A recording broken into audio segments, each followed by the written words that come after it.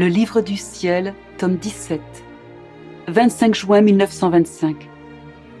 Jésus couvre Louisa de son adorable personne. C'est à travers la souffrance et les croix que s'ouvrent les portes pour de grands cadeaux. Jésus manifeste ses grandes œuvres d'abord à une seule âme, avant qu'elles ne soient diffusées pour tous.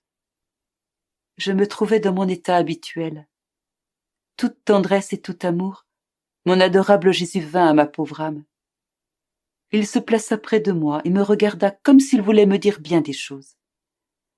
Il voulut agrandir mon intelligence afin que je puisse recevoir et comprendre ce qu'il voulait me dire. Puis il s'étendit sur toute ma personne en me cachant sous lui.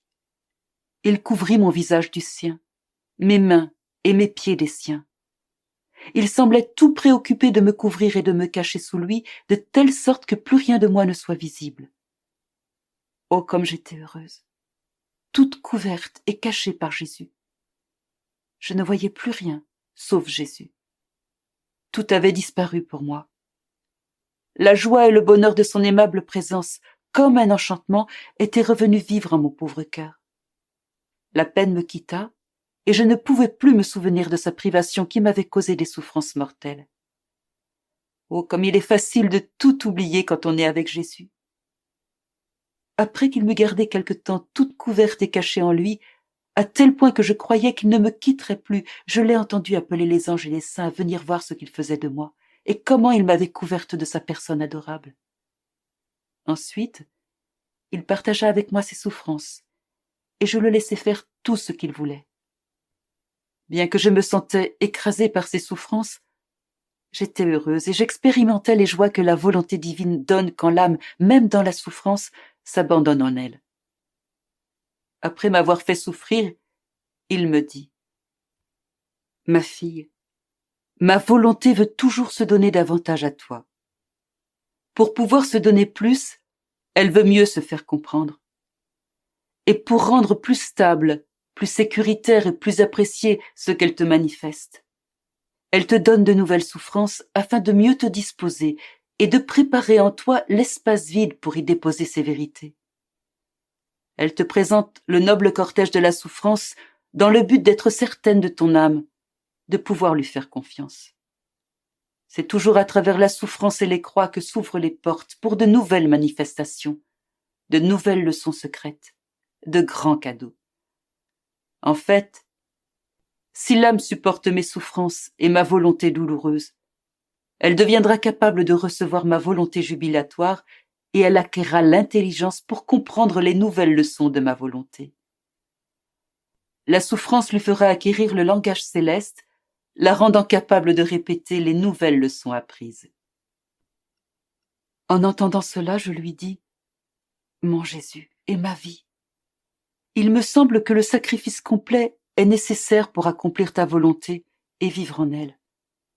À première vue, ça ne semble rien, mais dans la pratique, ça semble difficile. Ne pas accorder un simple souffle à sa volonté propre, même dans les choses saintes, dans le bien lui-même, semble trop pénible pour la nature humaine. Les âmes pourront-elles en venir à vivre dans ta volonté, dans le complet sacrifice de tout ? » Jésus reprit : « Ma fille, tout est dans la compréhension du grand bien qui vient à l'âme qui fait ma volonté, de ce qu'est cette volonté qui veut ce sacrifice, et de ce que cette volonté ne peut s'accommoder de vivre avec une volonté basse, petite et finie. Elle veut rendre éternel, infini et divin les actes de l'âme qui veut vivre en elle. Et comment peut-elle le faire si l'âme veut y mettre ne fût-ce qu'un souffle de sa volonté humaine, même pour une chose sainte, comme tu dis ? La volonté humaine étant limitée, la vie de cette âme dans ma volonté ne serait plus une réalité, mais une façon de parler. D'un autre côté, ma volonté exige une domination totale. Et il est juste que le petit atome de la volonté humaine soit conquis et perde son champ d'action dans ma volonté. Que dirais-tu si une petite chandelle, une allumette ou une étincelle voulait aller dans le centre du soleil pour s'y installer et y former son champ de lumière et d'action ? Si le soleil était doué de raison, il serait indigné de cela, et sa lumière et sa chaleur annihileraient cette petite lampe, cette allumette ou cette étincelle. et tu serais la première à te moquer d'elle, condamnant son audace de vouloir faire son champ d'action dans la lumière du soleil. Ainsi en est-il du souffle de la volonté humaine en la mienne, même dans le bien. Par conséquent, sois attentive à ce que rien de ta volonté ne prenne vie. Je t'ai recouverte tout entière et cachée tout entière en moi, afin que tu n'aies des yeux que pour regarder ma volonté et lui donner la voie libre pour agir en ton âme. La difficulté est de comprendre ce qu'est la vie dans ma volonté.